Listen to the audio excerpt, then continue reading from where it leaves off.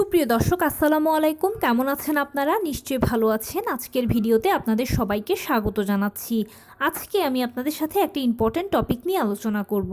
আপনারা প্রতিদিন আমাকে যত প্রশ্ন করেন তার মধ্যে খুব ম্যাক্সিমাম একটা প্রশ্ন হচ্ছে, আপু নবম মাস চলছে, আমার 36 সপ্তাহ অথবা 37 সপ্তাহ অথবা 38 সপ্তাহ অথবা 39 সপ্তাহ, ঘন ঘন কোমরে ব্যথা হচ্ছে, পেট শক্ত ভাব হচ্ছে, এছাড়া জরায়ুতে ব্যথা করছে, বেশি বেশি প্রস্রাবের চাপ অনুভব করছেন, ইত্যাদি বিভিন্ন সমস্যা, বিভিন্ন লক্ষণের কথা বলেন। আর এগুলো কেন হচ্ছে, এগুলো কিসের লক্ষণ, এগুলো ভালো নাকি খারাপ, কতটা স্বাভাবিক, কখন অস্বাভাবিক, এগুলো হচ্ছে এখন আমার কি নর্মাল ডেলিভারি হবে কি না ইত্যাদি জানতে চান। আজকে সব কিছুর উত্তর দেব। তাহলে চলুন মূল ভিডিওতে যাওয়া যাক। বাই দ্য ওয়ে, মূল ভিডিওতে যাওয়ার আগে একটা কথা বলি, আমি আমার চ্যানেলে pregnancy related, specially normal delivery related অনেক ইম্পর্ট্যান্ট তথ্য ভিডিও আকারে শেয়ার করে থাকি। এই তথ্যগুলো আমার পার্সোনাল এক্সপেরিয়েন্স ও আমার ডক্টরের সাজেশন থেকে নেওয়া। তাই আমার চ্যানেলটিকে যদি একবার আপনারা ভিজিট করেন তাহলে আপনারা আপনাদের প্রশ্নাতীত মনের অনেক প্রশ্নের উত্তর পেয়ে যেতে পারেন। আমন্ত্রণ জানাবো আমার চ্যানেলটিকে একবার ভিজিট করে দেখার জন্য। এবারে চলুন মূল আলোচনায় যাওয়া যাক।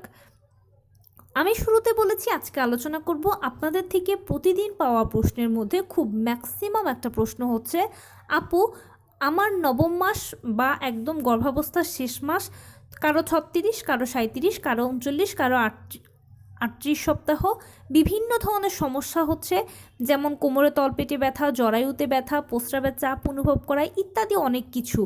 এখন এগুলো কেন হচ্ছে, কিসের লক্ষণ, এগুলো কতটা স্বাভাবিক, কখন অস্বাভাবিক, এর মাধ্যমে কি নর্মাল ডেলিভারির কোনো সম্ভাবনা আছে কি না ইত্যাদি সব কিছু বলবো। দেখুন, গর্ভাবস্থার নবম মাস মানে হলো 36 সপ্তাহের শুরু।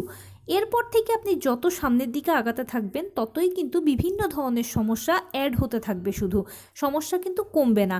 এক একজন এক এক সমস্যা ফেস করেন, আবার দেখা যায় কেউ কেউ অন্যদের থেকে আরও বেশি সমস্যাও ফেস করেন।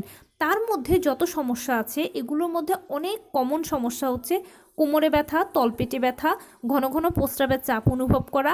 আপনি বাথরুমে যাচ্ছেন, হয়তো 1 ফোঁটা প্রস্রাব হচ্ছে অথবা হচ্ছেও না, কিন্তু প্রস্রাবে একটা র্যান্ডম চাপ অনুভব করছেন। এছাড়া কারো জরায়ুতে ব্যথা করে, কারো যৌনাঙ্গে ব্যথা করে, হাঁটতে কষ্ট হয়, চলতে কষ্ট হয়, ওঠা বসা করতেও ভীষণ কষ্ট হয়, হাতে পায়ে পানি এসে যায়, ইত্যাদি সমস্যাগুলো হচ্ছে। এই সমস্যাগুলো প্রথমেই নিশ্চিত করি যে এগুলো কমন সমস্যা। নবম মাসে এগুলো হয় এবং 36 সপ্তাহের পর থেকে যত সামনের দিকে আগাতে থাকবেন ততই এই সমস্যাগুলো আরও বাড়তে থাকবে। অনেকে দেখা যায় এর মধ্যে 2-1টি সমস্যা দেখেন, কেউ কেউ দেখা যায় সবগুলোই দেখতে পান।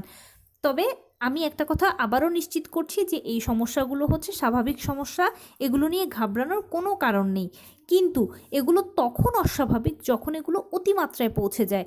যেমন আপনার কোমরে ব্যথা করছে, প্রচণ্ড কোমরে ব্যথা করছে, আপনি সহ্য করতে পারছেন না, পেট শক্ত হচ্ছে, 24 ঘন্টার মধ্যে 15 বার 20 বারও পেট শক্ত হচ্ছে বা 12 বার 14 বার হচ্ছে, এরকম যদি হয়ে থাকে, অথবা প্রচণ্ড জরায়ুতে ব্যথা করছে, প্রচণ্ড চাপ অনুভব করছেন আপনি, প্রস্রাবের এত বেশি ভাব হচ্ছে যে আপনি হয়তো বাথরুমে যাওয়ার আগেই দেখা যাচ্ছে যে পেটিকোট বা পায়জামা ভিজে যাচ্ছে, যদি এরকম অস্বাভাবিক হয়ে যায় তখন সেক্ষেত্রে অতি দ্রুত আপনি ডাক্তারের সাথে যোগাযোগ করবেন। কারণ মনে রাখবেন যে স্বাভাবিক লক্ষণগুলো একজন পেশেন্ট সহ্য করতে পারে, কিন্তু যখনই সেটা অসহ্য পর্যায়ে চলে যায় তখন সেটা অস্বাভাবিক কোনো সমস্যার জন্য হচ্ছে। এবারে বলি এগুলো কেন হয়। নবম মাসে এগুলো হওয়ার কারণ হচ্ছে বিভিন্ন ধরনের হরমোনাল চেঞ্জ, এবং যেহেতু আপনার ডেলিভারির জন্য বডি এখন প্রিপারেশান নিচ্ছে বা অলরেডি প্রিপারেশান নিয়ে ফেলেছে, বাচ্চাও এখন একেবারে নর্মাল ডেলিভারির পজিশানে চলে গেছে। যেমন সেফালিক প্রেজেন্টেশনে যখন বাচ্চারা চলে যায় তখন মায়েরা বেশি বেশি প্রস্রাবের চাপ অনুভব করেন। নর্মাল ডেলিভারির সময় জরায়ুর কন্ট্রাকশানটা ফিল করে গর্ভবতী মা। জরায়ুর কন্ট্রাকশান মানে হচ্ছে এখন যে পেট শক্ত ভাবটা হচ্ছে এটা। এই ধরনের এই সমস্যাগুলো ডেলিভারির যেহেতু একদম কাছাকাছি এসে গিয়েছে সেই জন্য হচ্ছে। আরেকটা কথা হচ্ছে কি, যখন ডেলিভারির একেবারে পূর্ব সময় হয়ে যায়, যেমন হয়তো কারো 1 সপ্তাহ পরে ডেলিভারি হয়ে যাবে বা কারো 10 দিন পরে ডেলিভারি হয়ে যাবে, যখন এরকম 1 সপ্তাহ 10 দিন ডেলিভারির জন্য বাকি থাকে তখন এই সমস্যাগুলো আরও বেশি বেশি করে হতে থাকে। এগুলো ডেলিভারি হওয়ার একটা পূর্ব লক্ষণও, এবং এগুলো নর্মাল ডেলিভারির লক্ষণ। যারা নর্মাল ডেলিভারি পেশেন্ট আছেন তাদের এই লক্ষণগুলো বেশি বেশি দেখতে পাবেন নিজেদের মধ্যে। এবারে বলছি নর্মাল ডেলিভারির সাথে এর যোগসূত্র আছে কিনা। আমি বলেই এসেছি যে নর্মাল ডেলিভারির পেশেন্টরা এগুলো দেখতে পাবেন, সো নর্মাল ডেলিভারির সাথে তো যোগসূত্র আছেই। নর্মাল ডেলিভারি হওয়ার আগে এগুলো আপনি ঘন ঘন নিজের মধ্যে দেখতে পাবেন, আর এই লক্ষণগুলো চলাকালীনই একটা সময় আপনার নর্মাল ডেলিভারির যে প্রক্রিয়াটা আছে সেটা শুরু হয়ে যাবে। তাই এটা একেবারে ডিরেক্ট নর্মাল ডেলিভারির লক্ষণ এগুলো। সেই জন্য যারা নবম মাসের এখন গর্ভবতী আছেন তারা যদি এগুলো নিজের মধ্যে দেখতে পান তাহলে আপনাদের ঘাবড়ানোর কোনো কারণ নেই, টেনশন নেওয়ারও কোনো কারণ নেই। আলহামদুলিল্লাহ আপনার ডেলিভারিটা নর্মালে হতে যাচ্ছে, সেজন্য এগুলো নিজের মধ্যে দেখতে পাচ্ছেন। এগুলো স্বাভাবিক নবম মাসে হওয়াটা।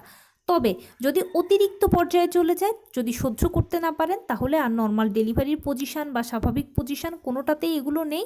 আপনাকে তখন ডাক্তারের কাছে যোগাযোগ করতে হবে। ডাক্তার চেক আপ করে বলবে যে কেন আপনার এরকম বেশিবার হচ্ছে, তখন সে মতে ব্যবস্থা নিলে আপনার ঠিক হয়ে যাবে। তো এই ছিল আজকের ভিডিও। কেমন লাগলো বলুন। যদি ভালো লেগে থাকে ও হেল্পফুল হয়ে থাকে তাহলে প্লিজ লাইক, কমেন্ট, শেয়ার করতে একদম ভুলবেন না। আর সেই সাথে আমার চ্যানেলটিকে সাবস্ক্রাইব করার বিনীত অনুরোধ রইল। পাশে থাকা বেল আইকনটি ক্লিক করে দেবেন যেন আমি ভিডিও আপলোড করার সাথে সাথে আপনারা নোটিফিকেশান পেয়ে যান। যদি কোনো প্রশ্ন থাকে কমেন্টসে জানাবেন, আমি রিপ্লাই দেব। প্লাস যদি কোনো পরামর্শ থাকে যে কোন বিষয়ের উপরে ভিডিও বানালে আপনারা উপকৃত হবেন সেটাও জানাবেন। আমি আপনাদের পছন্দের সর্বোচ্চ প্রায়োরিটি দেব। ভালো থাকবেন, সুস্থ থাকবেন। আসসালামু আলাইকুম।